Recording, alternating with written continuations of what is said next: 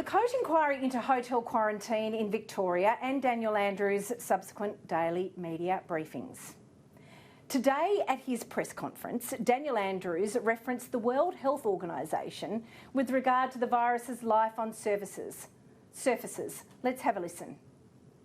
World Health Organisation research this week talking about, on surfaces for 28 days, and that's why we've stepped up cleaning and we're looking at all of those sort of issues. That's back to that key point. It's a novel virus because we only know so much about it. That's it is a mystery to us in some ways, and it's not then surprising that we have mystery cases. We really do appeal to all world leaders. Stop using lockdown as your primary control method. Develop better systems for doing it. Work together and learn from each other. But remember, lockdowns just have one consequence that you must never, ever belittle, and that is making poor people an awful lot poorer.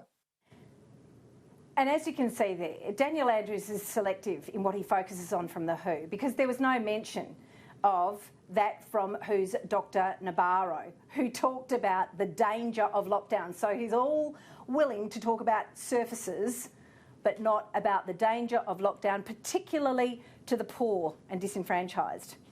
It's important to note that the Court inquiry is dealing with the cause of the deaths of 800 Victorians, terrible privations inflicted on a city and a state, with disastrous ramifications for the mental health of countless Victorians, some of whom live alone and are unemployed, who have lost so much and who are struggling to keep themselves going. Had we not had the disaster that was hotel quarantine in Victoria, it's reasonable to assume that the Australian economy would be in better shape, with less reliance on Commonwealth largesse and probably no borders closed now between the states. This error, and I use the term advisedly, has caused untold heartache for so many. But it is reasonable to wonder what might have been had the virus not leaked out of hotel quarantine in Melbourne, subsequently spreading to New South Wales.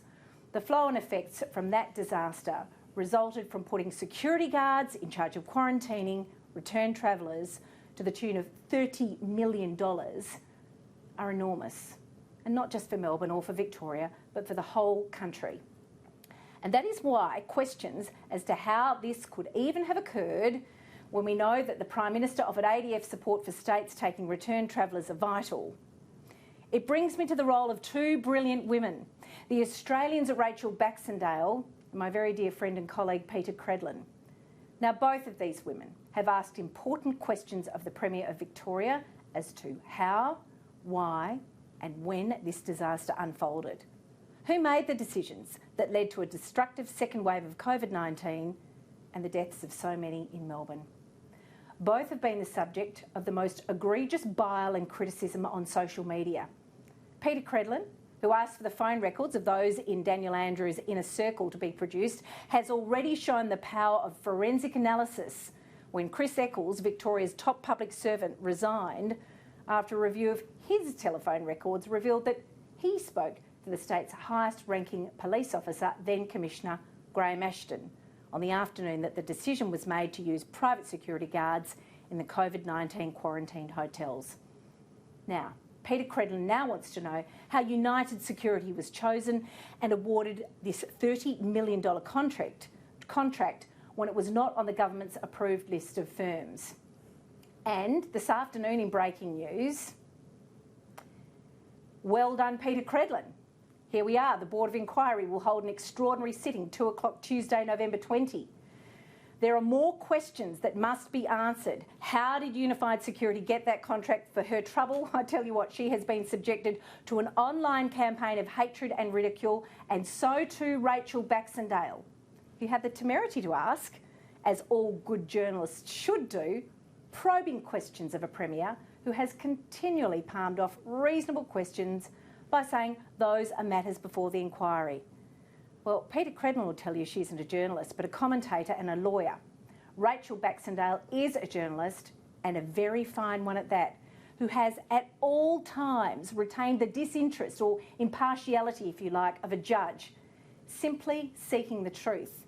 And for her efforts, she's been mocked.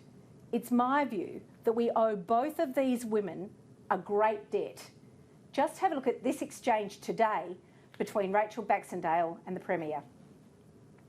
The potential for the Inspector General of Emergency Management to investigate. You said on Tuesday that it makes sense to wait until we've got through the pandemic before you ask the IGEM to investigate, and that's the usual way that the IGEM functions.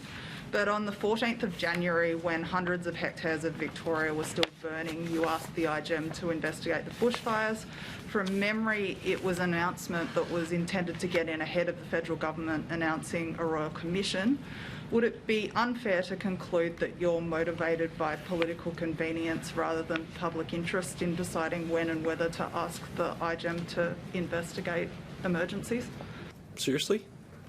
Yes, Rachel, that would be most unfair. Unreal, isn't it?